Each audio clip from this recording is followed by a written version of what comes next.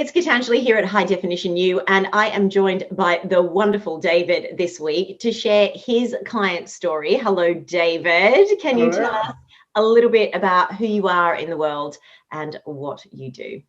Right, who am I? So I am mid-40s, late 40s. I am an executive within executive search and talent advisory. Have been for about 15 years. Prior to that, I worked in the corporate world.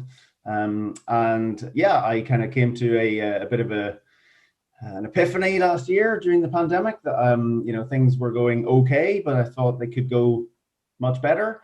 So I was looking for an opportunity to get some help around that, and I came across you, and great things happened since. So where were you? Take us back to that moment of when we first started talking around what were you feeling really challenged by?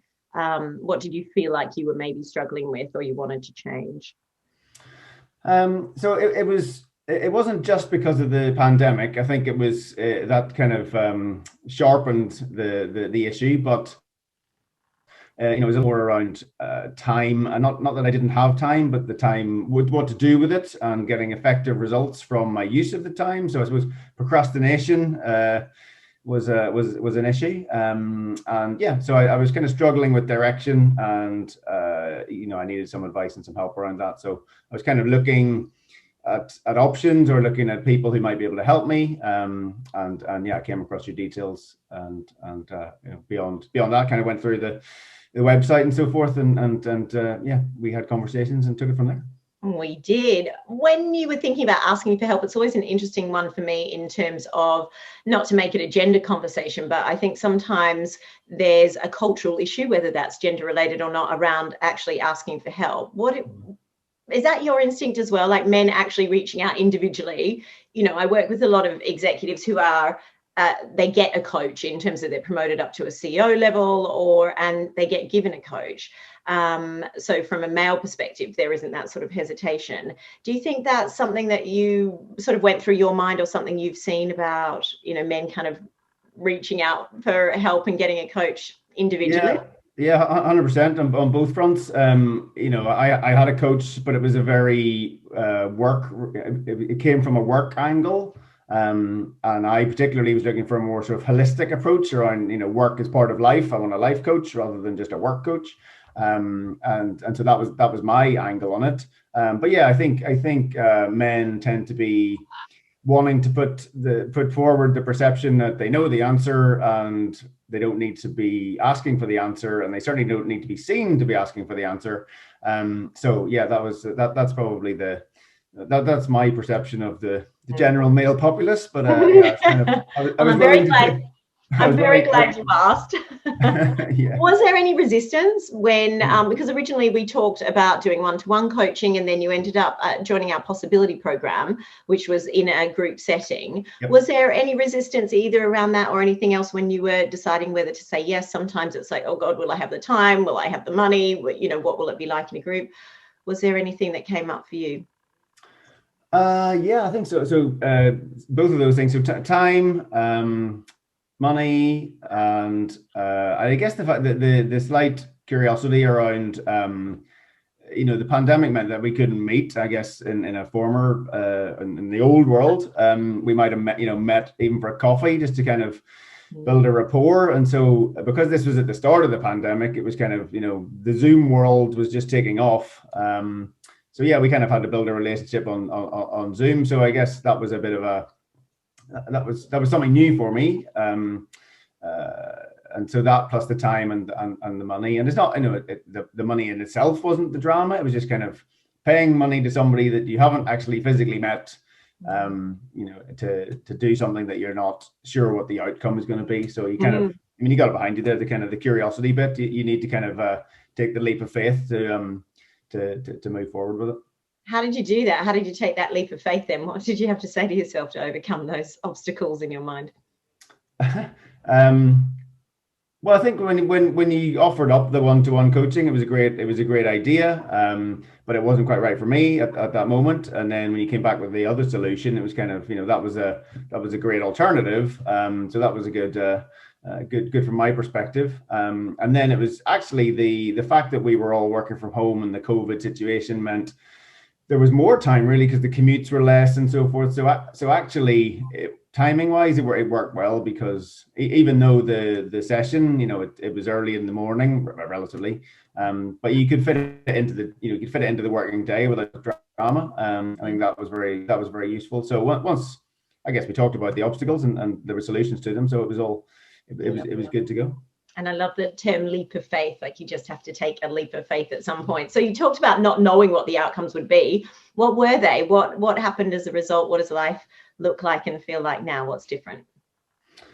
Well, I don't be trite about it, but it's kind of, I've gone from a place of negativity to one of possibility because I don't know if we spoke about this, but in my previous coaching, I did some kind of leadership assessment. I can't even remember which one, and it was quite stark. Some of the results, which showed that, I'm quite cynical and skeptical in sort of in outlook and personality, which can come across in a humorous fashion, but it can be quite extreme in others. And I was 0 out of 100 in terms of positivity.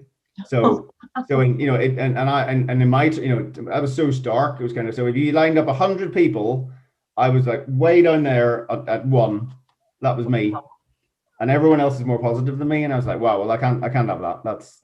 That's no way to live. So I've kind of, so the program has helped me kind of move. I'm not 100, but it's helped me move along the positivity and possibility scale to a kind of place of better or more happiness, definitely. And what's been the result for you, do you think, in terms of, I mean, you've got 2 children as well, so there's kind of the parenting aspect of things and the challenges there, as well as from a work perspective and a leader in your field. So what sort of results have you seen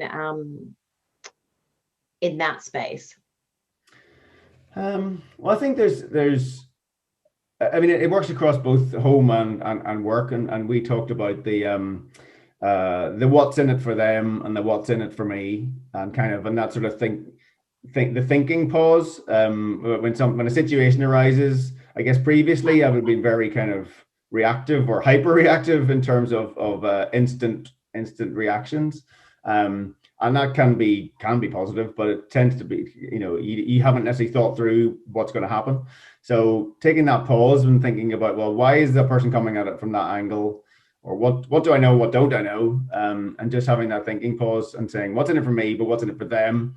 It just gives you that opportunity to make a more informed decision. And it's not, you don't take 5 minutes. It's just, it is quite literally a pause, but then you carry on, and the decision tends to be much more informed than it might have been. And that's the same at home and at work. Kids are kids, and they're cooped up all day, and the parents are cooped up all day, and we've spent far too much time with our children. No generation has ever spent this much time with their kids.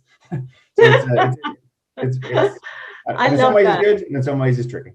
Yeah. And then when we were going through the program, yes, that was definitely, I loved that when you had that realization and the thinking pauses, and I love that you're using that with your children as well as with your clients.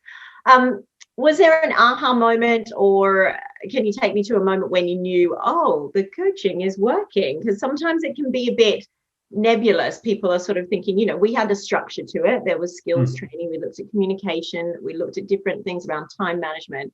But there was also the coaching sessions where it was, more open forum around where you are. So can you give us an example of either an aha moment or when you were like, oh, this is the coaching working? Yeah, I think I mentioned it to you before. So it was relatively recently, just pushing back appropriately with clients. I think and you work in a service industry, it's very easy to fall into the trap of just saying yes because the client's paying the bills. But actually, you have to think about, okay, well, I'm an expert. This is my time. No, this doesn't necessarily work within these time frames, or it doesn't work at that particular time of the week, and therefore you got to be able to push back in these things. And that was a bit of an aha moment, because I think my boss and I were talking about it, and it was kind of what is going to be the outcome of that, and actually they were fine. So it's kind of these things are difficult, but actually, again, pause, give it a go, and it worked. So that was definitely an aha moment. And what delighted you or surprised you about the group aspect of it? Because that was obviously something unknown as well. Yeah, I think it was really positive. I suppose you're always a little bit not concerned, but curious as to what you're going to get when the group pops up.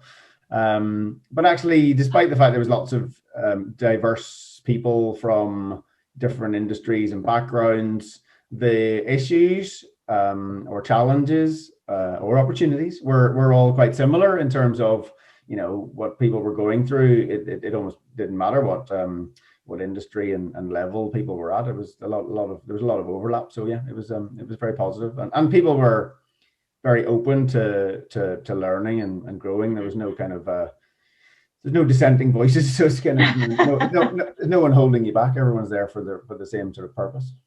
And when you think about the results that you got, what is it about the way that I worked, or, you know, the high definition new way, that helped you to get those results? Because people work in different ways. What was it?